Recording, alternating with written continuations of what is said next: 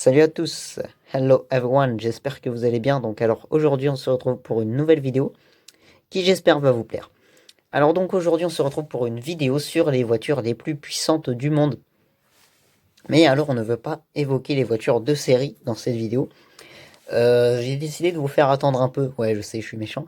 Non, je plaisante. Non, en fait, c'est juste une vidéo pour que vous voyez à peu près ce qui se fait. Et je ferai une prochaine vidéo, qui sera pas tout de suite après celle-ci, mais sur les véhicules les plus puissants au monde, de série cette fois-ci. Donc voilà. Alors on va faire ça par catégorie de voitures, donc les vannes, les berlines, etc. Bref. On commence tout de suite avec le TH2 RS, qui est en fait un Volkswagen Transporter bien modifié aux couleurs d'une Porsche 911 type 997 GT3 RS. Bon, on s'en fout. Ok. Donc alors sous le capot de celui-ci, on retrouve un flat 6 de Porsche 911 type 996 turbo qui développe 647 chevaux, ce qui est plutôt pas mal. Enfin, ce qui est très bien même pour un van. Bon, par contre, ça doit être ingérable sur la route. Mais bon. Alors, un 0 à 100 expédié en 4 secondes. Oui, un 0 à 100 expédié en 4 secondes 1, pardonnez-moi. Et bon, par contre, niveau poids, c'est pas ouf. On est à 2 tonnes 1. Bon, après, c'est pas choquant, sachant que c'est un van. Alors, on passe à la suivante. Donc, on est dans la catégorie des 4x4. On passe au Resvani Tank. Donc, alors, un gros 4x4 américain. Qui développe 1014 chevaux, donc c'est un moteur FCA, donc c'est un moteur de Dodge ou deux moteurs de Dodge collés ensemble, je me rappelle plus très bien de l'histoire, mais bon, ça développe 1014 chevaux. Et donc pour le prix, on est à 312 000 euros, ce qui est beaucoup. Et notez que c'est un prix encore sans les options. Donc voilà. Donc oui, aussi l'intérieur, vous pourrez voir que c'est un intérieur de Jeep Wrangler. Oui, parce que c'est partagé avec FCA et tout, bon bref. Donc on va passer à la catégorie suivante. Question hypercar maintenant, on passe avec la Alieno Arcanum, hypercar bulgare, mais hypercar virtuel aussi malheureusement, qui développe 5221 chevaux. Et ce qui est encore plus étonnant que la Devil 16 qui elle en faisait simplement 5000. Donc là on a 5221 chevaux. C'est une voiture électrique. On dispose de 24 moteurs électriques en tout, donc 6 sur chaque roue. Et le constructeur annonce une autonomie de 1020 km. Une autonomie, oui, de 1020 km, c'est bien ça. Donc voilà, mais bon, malheureusement, c'est encore un concept car virtuel. Est-ce qu'elle sortira dans la vraie vie? Je ne sais pas. Donc ensuite, on passe à une autre catégorie, celle des citadines et mini-citadines. J'ai pas fait la différence entre les deux, j'ai fait ça un peu au pif. Donc alors voici une Volkswagen Lupo. Une Volkswagen Lupo Dragster un peu. Donc alors cette Lupo, on a pu l'apercevoir lors d'un départ arrêté, lors d'un 400 mètres quoi, euh, où sa vitesse de pointe a été 274 km/h en Allemagne. C'était l'équipe DOP Motorsport qui s'en était occupée. Donc bah voilà, une Lupo de 1800 chevaux.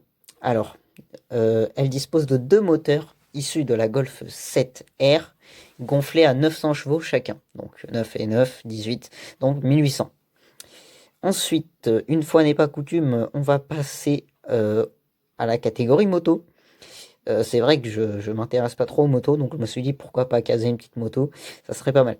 Donc alors la moto la plus puissante, sans passer les motos dragster, enfin en passant les motos dragster, pardon, c'est la Rapom V8 qui a une vitesse de pointe de 400 km/h, donc en gros il faut être équilibriste pour faire ça, et 1000 chevaux, et un 0 à 100 expédié en 2 secondes 8. C'est exactement le temps qu'il faut pour la bac mono, si je ne me trompe pas, pour atteindre les 100 km/h. Ensuite, catégorie monospace. Voici l'espace F1 que je pense vous êtes pas mal à connaître.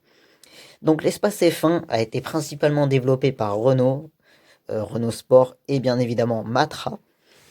Donc vous pouvez le voir, l'espace F1 au musée Matra, si je ne me trompe pas, je pense qu'il y est toujours. Ou pas, vraiment je sais pas, mais bon, je pense que je vous emmènerai faire un vlog là-bas si j'ai le temps. Mais normalement c'est prévu, mais bon, quand je ne sais pas, je n'ai pas de voiture. Bref, bon, je suis pas là pour raconter ma life, t'as compris. Donc l'espace F1 est le monospace le plus puissant, bien évidemment, c'est un prototype. Il développe 820 chevaux, alors on a un moteur à l'arrière. C'est un V10. Il a été produit à 2 exemplaires seulement. En pointe, nous avons une vitesse de 310 km/h. Voilà, alors, à savoir, petite anecdote, l'espace F1, lui, est sorti en 1994 au Mondial de l'Auto de Paris pour célébrer les 10 ans en fait, de la commercialisation du Renault Espace. Et vous pouvez voir que le Espace F1 n'est pas élaboré sur la plateforme du premier Renault Espace F1, mais sur la plateforme du Renault Espace de troisième génération. Ou de deuxième, enfin bref, on s'en fout, de deuxième, je pense. Voilà. Donc, alors, les seuls pilotes qui ont pu le piloter, c'est Alain Prost et Jean Ragnotti. Jean Ragnotti, que je pense vous connaissez, qui a donné pas mal son nom à une série sur la Renault Clio qui s'appelle la Clio RS, Jean Ragnotti. Bon, ensuite, catégorie supercar. Alors, j'ai choisi une Mercedes AMG Fab Design. Je vais vous expliquer pourquoi j'ai choisi, car en fait, une supercar se limite à 700 chevaux. Vous ne le savez peut-être pas, mais voilà, maintenant vous savez. Peut-être que je ferai une vidéo sur ça, même si, bon, vous savez déjà. Mais je sais pas franchement.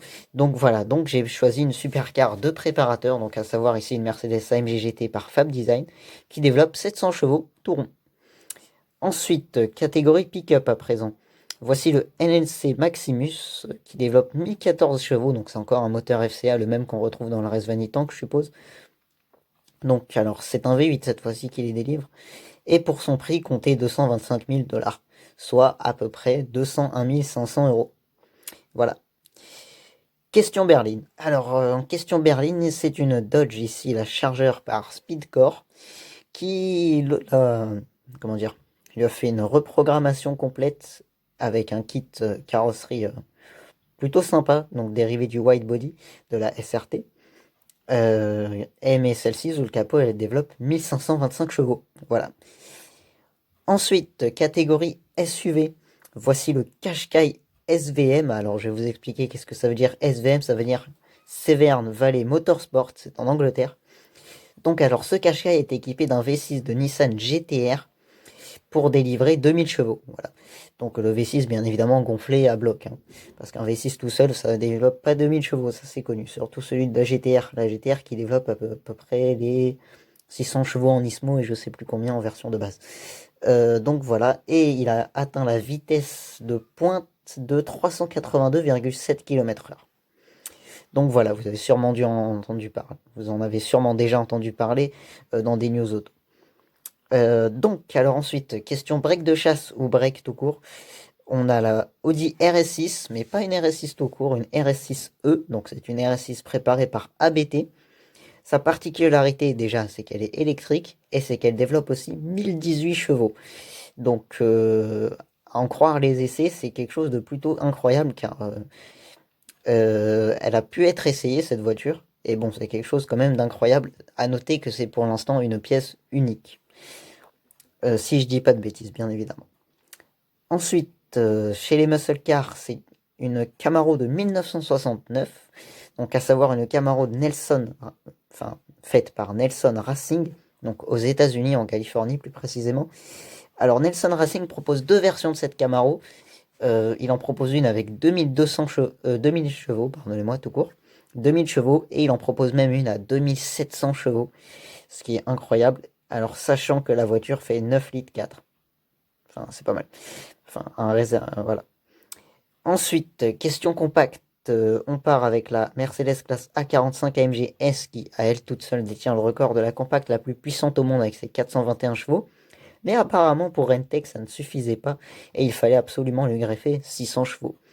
Bon, alors pour l'instant, le projet est toujours en cours. On n'a pas eu de nouvelles de cette chose-là. Mais bon, normalement, Rentec devrait même comment dire, publier les performances de sa classe A bodybuildé. Enfin, non, pas bodybuildé, mais bon, ouais, exploser du moteur, quoi. Donc voilà. Ensuite, on passe dans la dernière catégorie de cette vidéo, c'est les coupés, avec la BMW, enfin coupé GT si vous préférez, avec la, enfin ouais non coupé, avec la BMW série 6 E63. G-Power. Alors G-Power, pour ceux qui ne savent pas, c'est un préparateur allemand qui est spécialisé dans les BMW et qui fait des trucs de fou. On a pu voir des breaks avec 700 chevaux, etc. Bref, je vous fais pas un dessin. Donc alors celle-ci a 1001 chevaux, une vitesse de pointe de 372 km/h, tout ça avec un V10, et donc voilà. Donc ça va être compliqué pour l'avoir en gros, quoi. Donc voilà, je vous remercie d'avoir regardé cette vidéo, j'espère qu'elle vous a plu. N'hésite pas à t'abonner, à lâcher un like, à commenter et à partager aussi si tu as envie. Voilà, bah écoute, nous on se retrouvera pour une prochaine vidéo qui j'espère va te plaire. Et bah voilà. Allez, ciao, bye.